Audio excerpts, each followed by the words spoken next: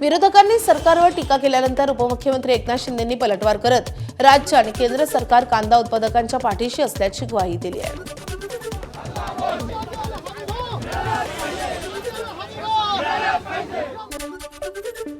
शेतकऱ्याला राज्य आणि केंद्र सरकार वाऱ्यावर सोडणार नाही आणि शेतकऱ्यांच्या पाठीशी उभा राहील। हे आंदोलन आता यांना कुठलेही मुद्दे नाहीत आणि म्हणून हे आंदोलन हा स्टंट फोटोमध्ये येण्यासाठी आणि हे सगळं स्टंट आहे। काँग्रेसच्या सरकारमध्ये UPA सरकारमध्ये देखील गांध्याने जनतेला रडवलं होतं, पण त्यांनी भाव वाढवून दिले नाहीत। परंतु राज्य आणि केंद्र सरकार मिळून 15 रुपये 80 पैशाने खरेदी होत आहे। उद्या बैठकीत देखील सकारात्मक निर्णय अमित शाह साहेब घेतील।